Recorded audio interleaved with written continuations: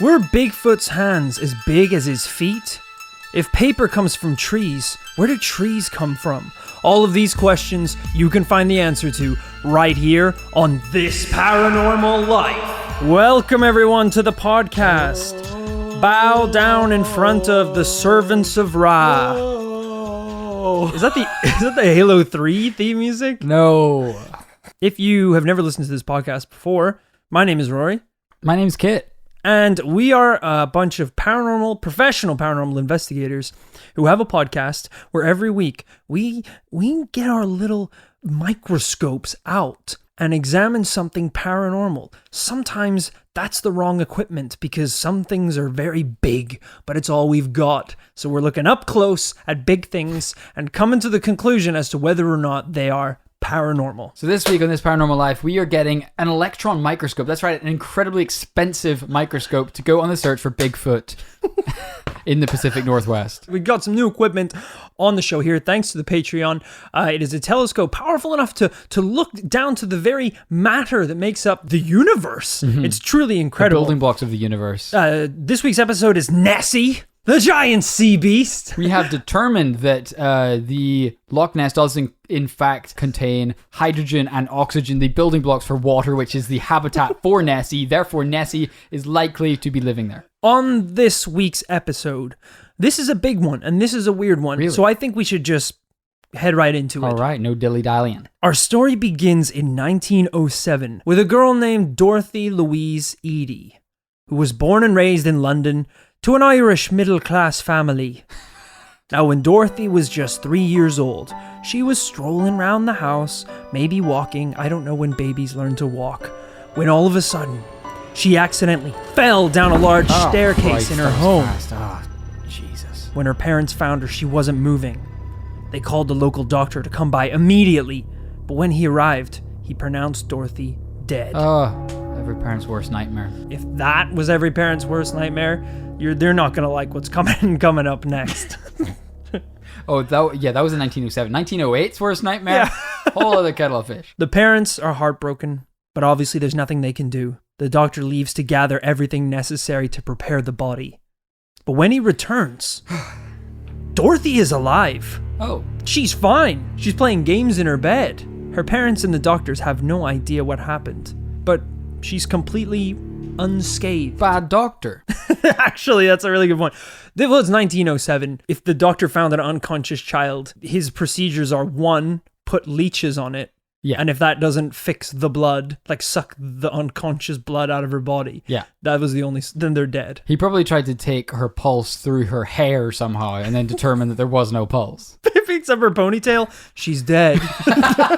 You are a terrible doctor. Absolutely lifeless ponytail. Look at these split ends. I mean, this girl's crying out for life. Time of death? April. So you don't even know what date it is? The worst doctor of all time. Over the next few weeks, Dorothy started having strange dreams of huge columned houses and deserts. Her parents would find her crying alone in the house. And when they asked her, What's wrong, Dorothy? She would reply, I want to go home. No, that's a parent's worst nightmare. But you are home. No, this isn't my real home. No. This is very confusing. It's strange, isn't it? And it only snowballs from there. Or should I say sandballs? Oh, God. Soon Dorothy had developed foreign accent syndrome. And I looked this up. This is a real thing. This is a real thing. I'm not even going to pretend to not know about this.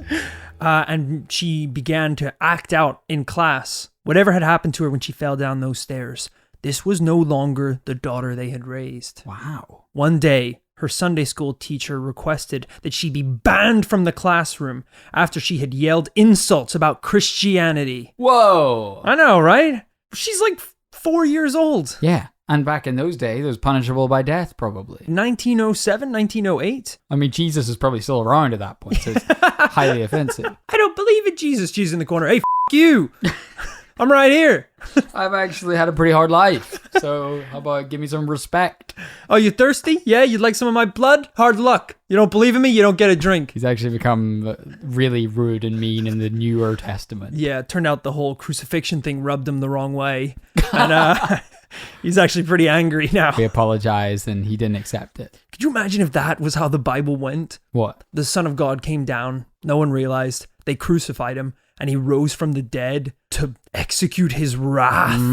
It's like, you messed up big time. Yeah. You nailed the Son of God to a cross. That's- And he's throwing lightning bolts, like making molten lava rain from the skies. He's ripped as shit. He's got crazy abs. And they're like, what happened? He's like, you think I didn't always have these? I was always ripped. I kept it under wraps. I kept it low key, peaceful. But now I'm going to lay down the law on y'all, throwing thunderbolts. Soon after all of this, she was expelled from an all-girls school after refusing to sing a hymn in church that called upon God to, quote-unquote, curse the Egyptians. What? I think There's that's no fair. hymn. I think There's no hymn that goes like that. What is the hymn? And he will raise you up on eagle's wings, wreck you like the breath of God. Okay. Make all the Egyptians die and curse. You're supposed to hit a bum all note there as the- well. Make all the Egyptians die. It sounded like that was sung wrong, but that's what you're supposed to do. I think that's not her fault. I would probably refuse to sing that as well. Yeah, I mean, at this point, I understand there's been other weird things happening with little Dorothy, but right now she just seems like a socially woke kid. Yeah, I would totally agree with You that. know, if they asked her to pledge allegiance, she'd probably Take a knee. spit on the goddamn. She'd go full Kaepernick and start doing a mummy dance. Things got so bad eventually that her parents struggled to keep her in school, afraid that she would get in trouble again. A year after she had fallen down the staircase, her parents decided to cheer her up by taking her on a trip to the British Museum. Of course. As soon as they entered the ancient Egyptian exhibition, Dorothy could not be contained. Whoa. She broke free from her mother's grip and began kissing the feet of all the statues, crying out, "These are my people!" What age is she again? 4 or 5? She saw a photograph of the New Kingdom Temple remains, which was the temple of the pharaoh Seti I, and she cried out, This was my home! What? This was the exact same building that she had seen in her dreams. This is very alarming. It's strange, right? Yeah. Dorothy was now 100% convinced that she had lived a past life as an ancient Egyptian. Okay. So she's pretty much too young to put that into words. Like, Yeah. Mama, Papa, I lived a past life as a pharaoh. Yeah. Cleopatra herself. But that's what we're gathering, is she's saying, this is where I'm from, this is familiar somehow, these are my people. Yeah. That before she was little Dorothy, she was around 2,000 years ago in Egypt. It's like that sensation of deja vu, where something starts happening and you're like, whoa, like, hasn't this happened before? Like, don't I remember this? It seems to tap into some deep part of your brain that doesn't Yeah. really get tapped into much. And I guess that's not necessarily exclusive to adults. Like, you had deja That's vu true. when you were a child. That's true. But maybe this is something much more deeper. It could be. Obsessed with Egypt now, she would skip school to go to exhibits. She began learning hieroglyphics. Even though she claimed she wasn't learning them, she was remembering them.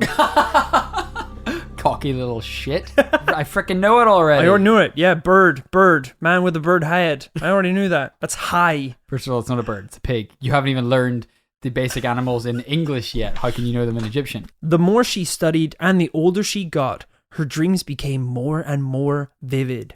Wow. One night, when she was sleeping, she starts hearing a voice in her dreams. Dorothy, awaken, young one! Through the beaming light, she can see a tall, imposing figure. Is it ripped Jesus again?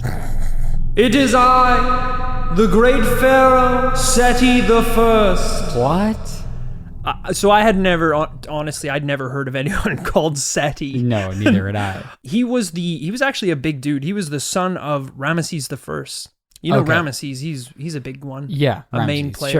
sure. Seti said, I've come to tell, He didn't stutter. I've for come sure. to tell you about your past, and just hang out in your dreams and tell you about your Sounds like past he's life. on a gap year. These visitations by Seti became so frequent that she was actually placed in sanctorums a number of times. Really? They thought she was crazy. I think she's crazy. Well, as soon as she was old enough, obviously she moved to Egypt.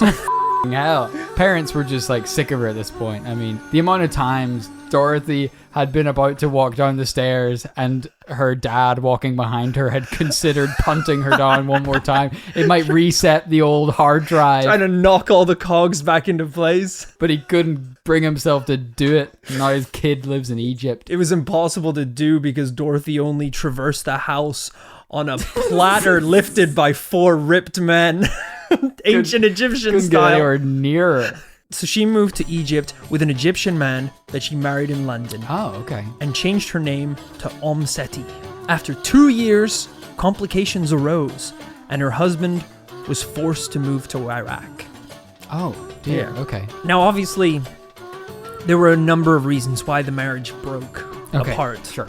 This was one of them. You're not taking this woman out of Egypt. He That's wasn't for sure. exactly pharaoh material. Yeah, if you get my drift.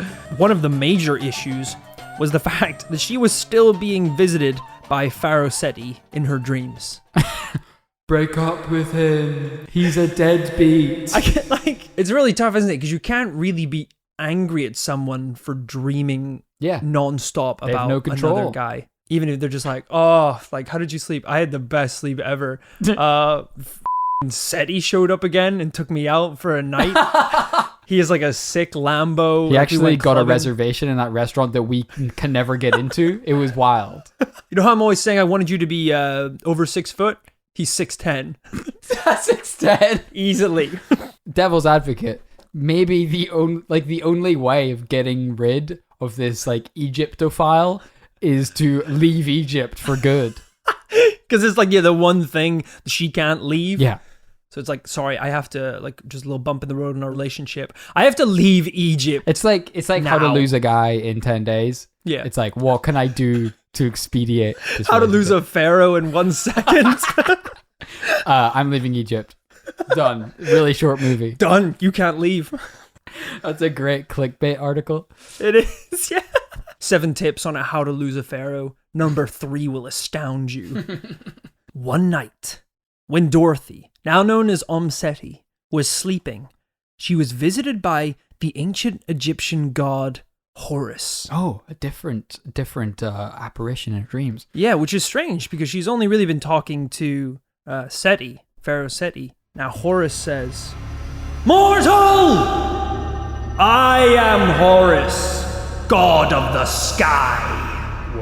Little fun fact about Horus. Okay. Because I didn't know shit about him This either. is still in the voice of Horus, by the way. He's like, Little fun. I know what you're thinking. Who's this Horus guy? Well, let me take you back. Horus was born. He looks over. She's like texting Seti. Hey, I'm still talking. I'm going to do this all in the Horus voice because it'll make it even funny. I think you'll find his backstory rather interesting. Horus was born when his mother retrieved all of the dismembered body parts of her murdered husband, Osiris, my father. Chill. Except for, of course, his penis, which was thrown into the Nile and eaten by a catfish. Really? This is Egyptian lore. Not fact. According to the legends, my mother used her magic powers to resurrect Osiris and fashion a penis to conceive me. And thus I am here, child. Horus! And now, She's like, what am I supposed to do with this information? why did you come here? Do we have anything better to be doing? Dad's dick was eaten by a catfish? How small was it? It was eaten by a goddamn... Silence! A god's dick got eaten by a catfish? I think you'll find catfish in ancient Egyptian days were the size of sharks. And it wasn't just one fish, it was 2 or 3 fishes. Horus goes on to say, now that you are in Egypt, it is time for me to tell you about your past life. Whoa. This is what she's been waiting for this entire time. Her entire life has been leading up to this. To this moment where she finally finds out what all these visions have been about, all these dreams, all this communication with the past pharaohs. Horus said, your name was, Ben Trisht. and you lived in the temple that Seti built. You used to be a priestess, but then you fell in love with Seti, and you banged each other, which was bad, because you took a vow of celibacy. Ah, of course, a priestess. To save Seti from humiliation, you took your own life. What? I mean, I don't know how that saved anyone from humiliation. If anyone had found out that the pharaoh was sleeping with the priestesses of the temple, who were sworn to celibacy, that's a no-go area. That's taboo. But she just dies randomly. I like the idea of everyone in the royal court, you're sitting around. It's like, on this terrible day, High Priestess has ended her own life. Instead he goes, shit, I was banging her. Tells everyone. Oh, she was hot. That was my girl. Now I know what you're thinking, okay? This woman, Seti, is way over her head. She's alone in Egypt, having these crazy dreams. She's lost her Egyptian husband. Now she thinks she's some secret lover of the pharaohs. It's actually the exact opposite. Oh. One day when she was walking through the temple of Seti, the place that she apparently used to live, she walked over to a patch on the ground and said, "The garden used to be here." Wow. Obviously, the excavation teams are pissing themselves because they're like, garden at this temple, but they decided to humor her and dig around there anyway. And they uncovered a secret garden in the temple of Seti. And this was only the start. Seti could decipher incredibly complex hieroglyphics and was highly regarded among Egyptologists. As crazy as shit, but pretty good at translation. Yeah. On one occasion, she even described in details artifacts from the temple of Seti that had never been shown to the public. What? It was crazy. You think that people would dismiss her because of her crazy origin stories and her being convinced of this past life, but she was so damn good at being an archaeologist in Egypt that she was just like insanely well respected. People were just like, even if she is maybe a bit crazy, she's amazing at what she's doing. One night in her dreams, the pharaoh Seti told her the location of the lost tomb of the Egyptian queen Nefertiti. Nefertiti. Okay. Something like that. That sounds good. Any way of saying it without saying titty. Yeah, that's what good. I'm really going for here. The lost tomb of Egyptian Queen Nefertiti. Spoiler alert, it was in the sand. This tomb, I believe, is still undiscovered. Oh. So she apparently was told the location of this tomb, but she refused to tell anyone the location because she didn't like the queen and didn't want to give her any attention. Because I think there was some conflict between Seti and this queen. Okay. So, I mean, it's so small-minded, it's almost realistic. yeah. You know, like she has this totally paranormal, like never before seen gift of like viewing a past life and freely psycho-diving through time and collecting information, but she's still carrying on petty beefs from 2,000 years ago. That makes it very believable. In a way. Yeah.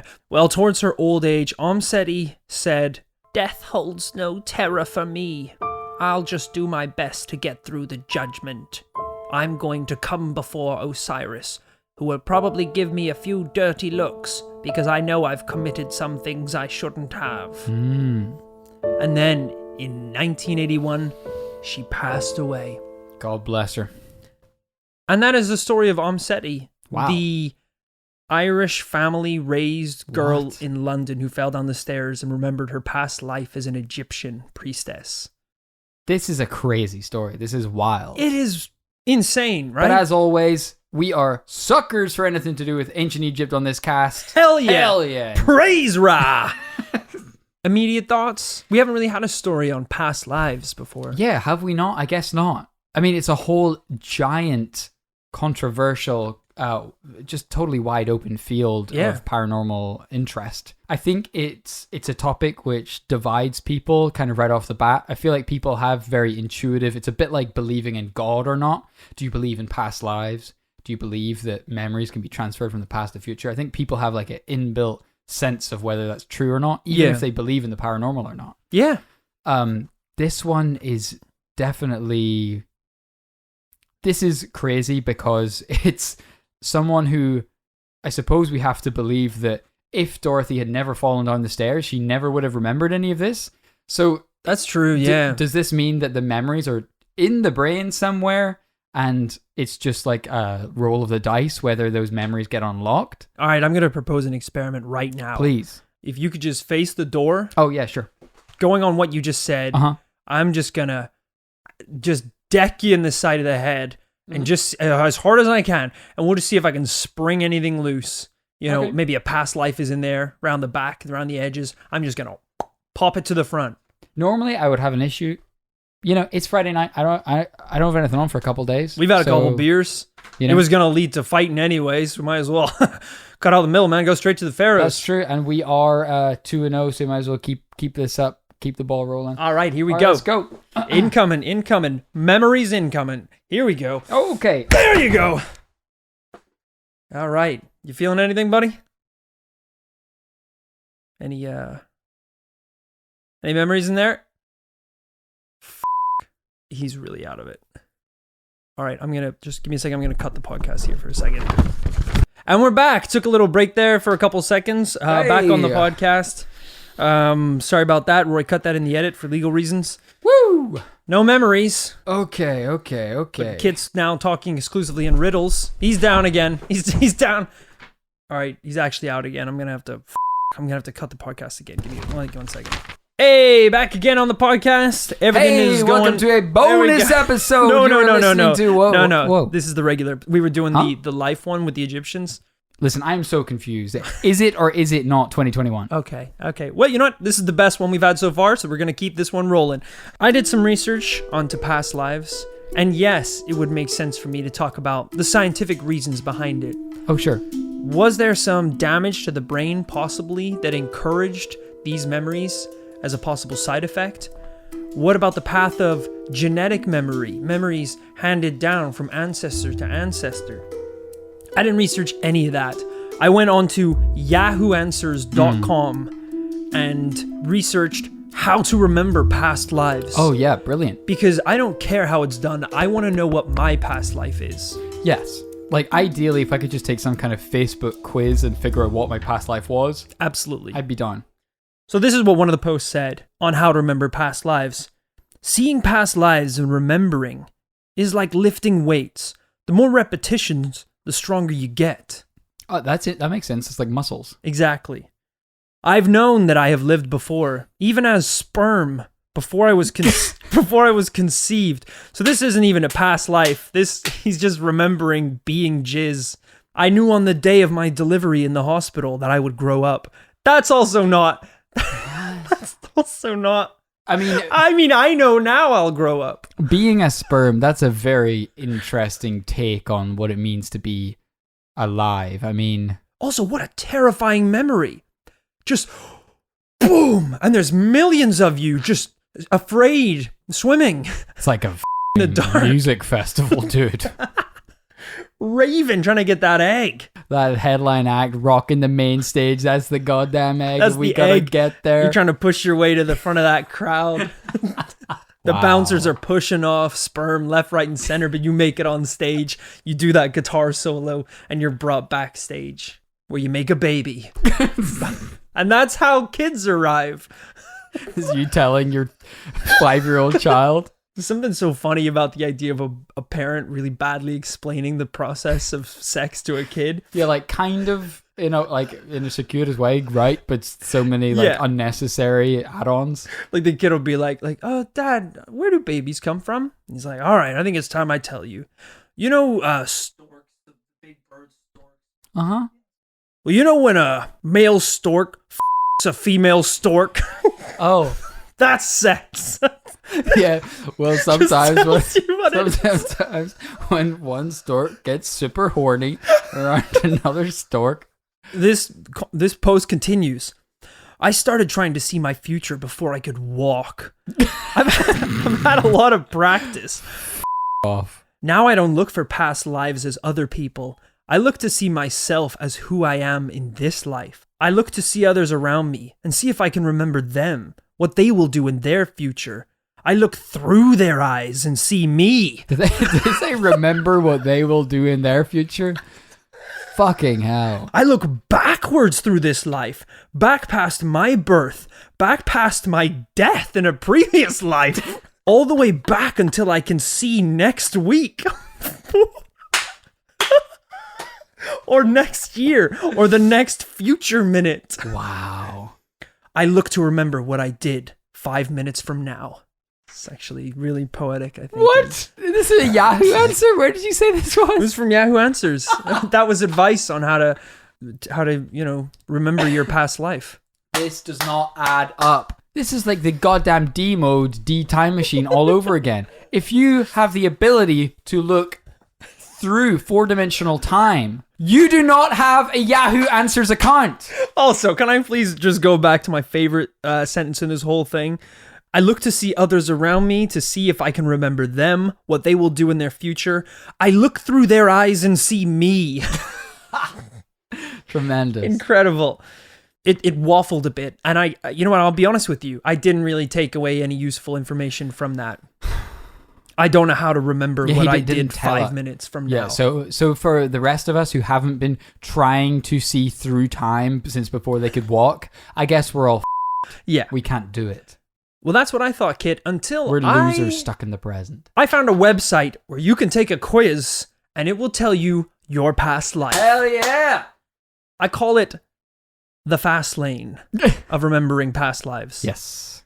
It's like the early days of science. You know, those guys busted their ass, busted their chops to learn everything about what we now just type that shit into our iPhones and don't even have to worry about. Don't need to do it. Listen, that guy has been learning about past lives since he was a baby so that we can have Facebook quizzes about past lives. I can type in 10 plus 5 onto the calculator on my phone. In the olden days, you had scientists with goddamn test tubes pouring liquids into Tupperware trying to figure out what that shit was. A peasant would spend his entire life in medieval times just trying to work out the answer to 10 plus 5. So I took the test. I put in all my info. Yeah. My response was a little weird. Let me know when you think it's getting weird. So this is my result. In your previous life, you were a stockbroker. You were born on 12th of April, 1948, in a dangerous city of Brooklyn, as a son to a real estate agent and a shop assistant. That's fine so far, I guess. You studied at the prestigious Metropolitan University in New York. Fine. In the field stockbroker. I don't think that's a field. Not a university field. I don't think Brooklyn's even a city, but let's move on. You have learned how to trade on the global foreign exchange market via the internet. It's easy to make deals on Forex. Regardless of age and education, anyone can open a stockbroker account and start buying and selling foreign currencies. Right now, the dollar goes down and the euro goes up, so it would be best to buy euros on Forex. Getting a little weird. Getting a little addy. You died in California, very rich and young at the age of 25. What? But with enormous fortune. You retired at age 22 with a billy in the bank. But I did die with an enormous fortune that you earned thanks to Forex. You won't change your previous life, but you can change the one you live now. Since you already have experience with Forex in your subconscious, why not try it today?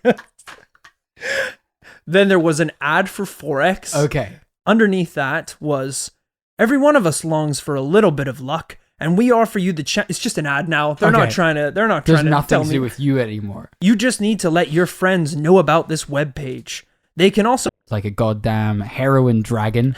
I never really thought about confined spaces before, but that's pretty scary. I don't like that. No, I don't think anyone likes confined spaces. True. Favorite number? Favorite number? 3. 3? I think I went 3 as well. Interesting. Great minds. Great minds, brother. What specialization do you find most appealing? Basically, what is your favorite school subject? Oh, obviously I'm a master of all sciences. You have to be to get into paranormal Harvard. But probably physics. Physics. Congratulations, you have successfully completed the test. We've got all the necessary information to evaluate the result. Let's see. Let's find out pretty exciting. What your past life was. All right. Holy shit. What is it, Ramsey's brother? in your past life, you were a knight. A knight. You were a knight. Okay, it's not quite Egypt, but I like the sense of regality here. I was a stockbroker who died at 25 with a Forex account. You're a knight. All right, tell me a little bit more. What do we know? You were born in 1437, somewhere in the territory of southern Germany. Okay. Yeah. You're very Aryan. That makes sense. I like southern Germany. Your father was a castle guard. Of course. Your mother was an ordinary peasant. No. When you were 36, you built a farm where you led a peaceful life. The exact day of your death is unknown, but you died at the decent age of 54. You doubled me. Yeah, neither of us have had very long lives, though. I thought we were all going to get crappy ones. Turns out this shit is real. Do you know what? It's actually starting to make a little bit of sense. I know we just moved into this place a few months ago. Yeah. But whenever I moved in, you know, this place was unfurnished, like listed unfurnished. Yeah. There was a broadsword in my wardrobe. I pulled back the shower curtain. There's a goddamn shield with a family crest. Yeah. What looks like a podcast microphone in the crest. I don't know how this is surprising you, because if the apartment was unfurnished, you obviously brought that stuff with you. It's just wild. So you must have known it was there. That I am a knight now. I found your trebuchet, by the way. It's taking up all of the parking spots downstairs, and we have to move it, or we're Has evicted. it got any tickets? Does it have any tickets? It's leaking oil. It's leaking flaming hot oil. Shit. Everywhere, all over the phones, I'm literally. going to take on the government with my trebuchet. I wish you didn't tell me this stuff, because now I'm an associate. And I'm gonna have to pay for this shit, and I don't think my Forex can take it because my trading has been weak this month. Because I've been cruising off 1 million US since 1948, and turns out it doesn't last that long. So that was all the research that I could gather on Omseti, on remembering past lives, and even on our own past lives. I'd like to thank you, sir. You've done yourself. Thank you, and that's coming from a knight, so you know he means it. I know that it's a strange story this week, but where's your head at? What are you kind of thinking with this one? I do have a soft spot for tales of past lives. I think I've talked about on this podcast before that through imbibing an ancient Amazonian substance known as ayahuasca to the uninitiated, right? I have seen through four-dimensional time, looked into the eyes of another to see myself. Of course. Psycho dove deeper than anyone's ever interdimensional battling, to be honest. Right. But realistically, during that multi-hour trip, I did experience what I believed at the time to be some sort of experience of a past life. Now, whether that is real, in inverted commas, I do not know. I ran about as an elephant for a few hours. Was I an elephant in a past life? I may have been. We do not know. I love peanuts. I could be part of it. It really could. I have a pretty long schnoz here. Is that part of it? We do not know. I do not know if that's how the DNA works. I never forget. I didn't forget the fact my past life was an elephant. So could that be it? Was that drug Key? combining with my brain somehow to unlock the part of the brain that contained the past life, just in the way that Dorothy fell down the stairs and unlocked that part of hers? Interesting. Very interesting. Maybe I didn't need to travel to Peru and sip on some jungle juice. Maybe I just needed to fall down a couple flights of stairs. I don't know. Although what I would say is that through my own experience, I can say that I've now had that experience. It is up to me to decide whether that is real to me or not. Mm-hmm. And I think Dorothy was probably put in a similar position where she was experiencing those visions and she decided it was real. This leaves us in a weird place because we are the paranormal investigators. We have to decide what is true and what is false, what is truly paranormal and what is not.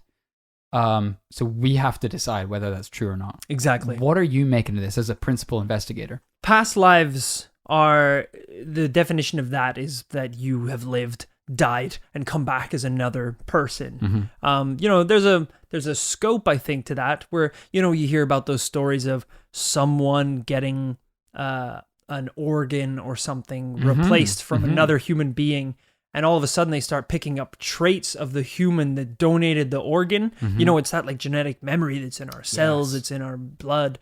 And who's to say that can't span generations? The memories of your ancestors are dropped down through DNA, and maybe that's hidden somewhere in the chambers of the human mind. That could be a possibility. But if we're looking specifically at the process of living, dying, and being reborn again, reincarnation essentially, I think I'm going to have to come down on, with this case, a no. As you said, who's to say that if she hadn't fallen down those stairs, she would have never remembered any of this? So that is maybe an indicator that the fall may have had more to do with it than the fact that she was an Egyptian priestess. Although there was some crazy kind of information about her predicting the location of things within these temples, predicting and accurately translating things that maybe even no one else had done, but we don't have a specific timeline that proves that this was only possible through paranormal means. Exactly. What we do know is that she became obsessed with Egypt from a very young age, like lots of young people do. And she, by all accounts, became a brilliant expert on Egypt through her love of it. So it doesn't really give us enough to go on to say that she accessed some past life memory in order to produce those truths. Right. There was a lot of research involved. Exactly. And I think for that reason, I would love to come back to past lives, but on this case of Dorothy, the Egyptian priestess, I think it's a no. Unfortunately, a double no this week, but fair play to her. She kicked some ass, and she did it with full conviction. And she had a pretty interesting life. That's more than I can say about my ass. Better than mine. Even better than my goddamn dead at 25 4X life. So that was this week's episode of This Paranormal Life. I hope you enjoyed it, because we had a blast making it. Get on the ground! Get on the ground! Wow, I think I just tapped into some past life shit. Whoa. If you enjoyed that episode of the podcast and want to support us, you want to take things one step further. Well, we don't run ads. The only way that we make any money off this podcast is from our Patreon, the This Paranormal Life Patreon. It's true. There's never been a better time to praise Ra. So get on there, check out some of the rewards if you want bonus episodes, merchandise, anything there. Hit it up. Join the community. And speaking of community, join our Facebook community.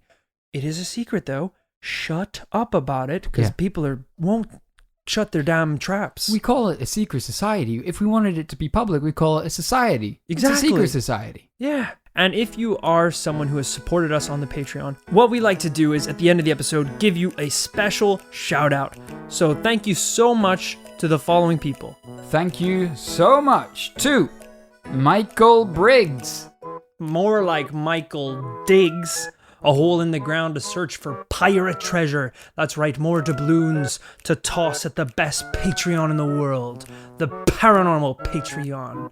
Thank you, Michael, for your contributions. And they say that the Patreon bucket is only one death away from giving some fat returns. So, good odds, Michael. Thank you to Danny Everett. Danny, if you're ever at my side of town, let me buy you a drink, because we appreciate the support, brother. Wait, Danny is in like girl or boy? Boy, I think. We appreciate the support, brother or sister. We need to get more woke on these things. Absolutely. But I do see the word Daniel in his email address, so hopefully we're... Sister, check. Thank you to Nicole Wilcox. I gotta go home. Baby Nicole outside. Please donate some dough. Baby Nicole outside. I want to shoot myself in the head. I really do. Thank you, Nicole, so much for your contribution to Patreon. We appreciate it immensely. Thank you to Steffi Schofield. Ooh, it's getting a little stuffy in here with all of this support suffocating me. Thank you so much, Steffi, for all of the love that is just crushing me and Kit in this room right now. He's afraid of tight, small spaces. I'm afraid of losing my 4X fortune. But luckily with you, that's not a fear that I need to have. Kit still has to have his fear. Right, I still do. But I'm golden. Thank you to Theo Imeson, aka Dr. Funkenstein.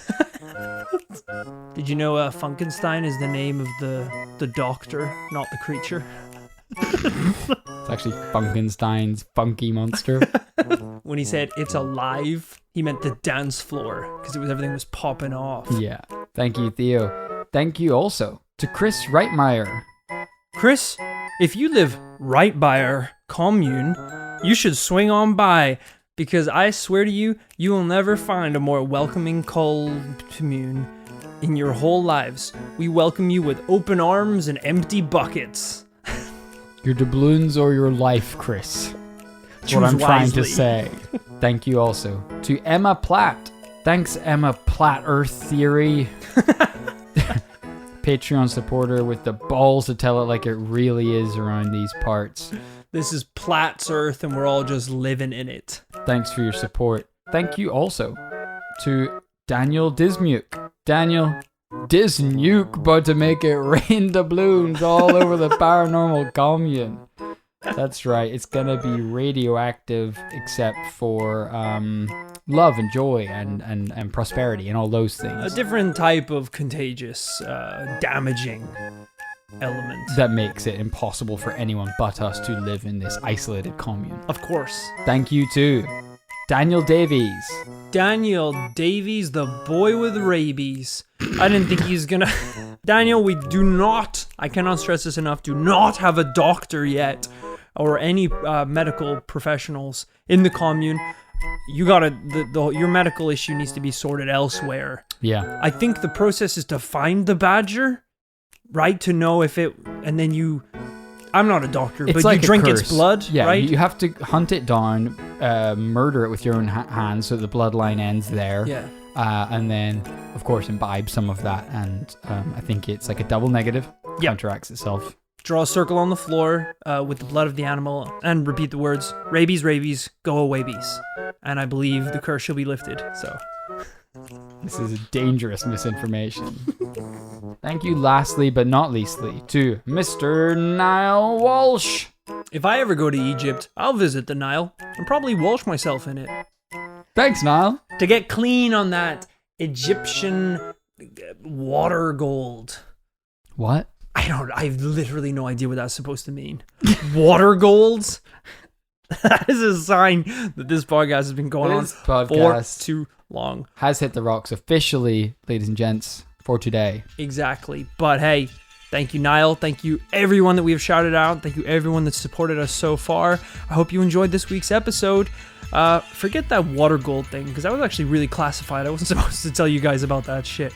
So forget about water gold. Oh, Rory's just losing his marbles over here. Oh boy. I don't know he's why I just said that. making up words, putting words together don't make sense. It's crazy, crazy. Don't forget about that.